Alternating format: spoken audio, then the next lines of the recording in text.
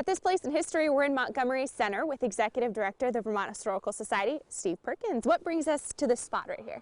So if you can imagine, behind us was a huge mill complex that made all sorts of wood products that shipped all over the country.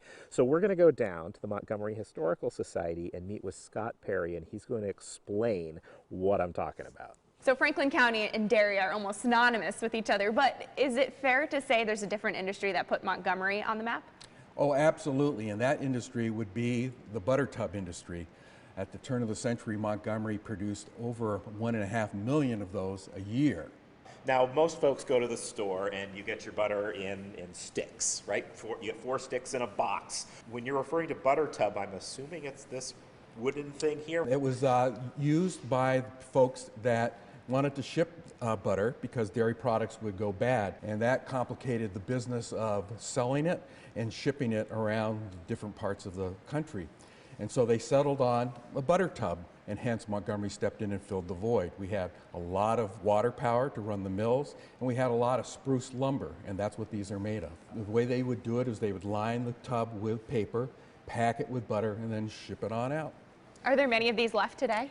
Not that we know of. You would think with the number that were produced that they'd be pretty easy to find, right. But what we understand and were told was they would absorb some of the butter fat. Because of that, the wood would become rancid eventually and have to be thrown out or burned or something like that. These are tokens, and this is what the workers in a lot of the mills here were paid with.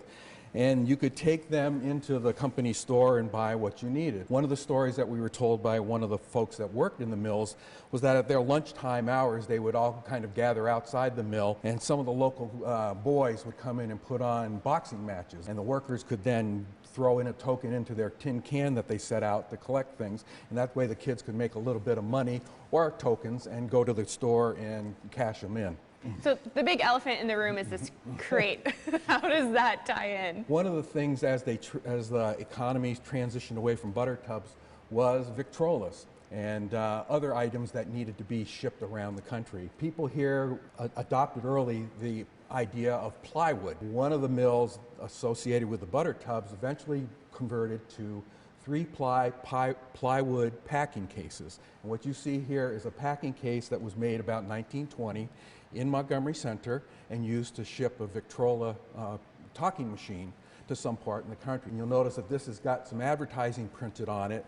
One of the things the company boasted about was that because the crates were used more than once, the advertising persevered and became even that much more valuable to someone, besides the fact of being stronger and lighter and costing less to ship your whatever it was. And they put out a catalog in 1920, showed all the different cases they made, and they could do custom as well. So even if you were getting tires or something like that, you might get them in a Nelson and Hall, Montgomery Center made packing case. There's still evidence in town today. So if folks drive up to Montgomery, they can view some of the evidence of this wood industry today. Absolutely.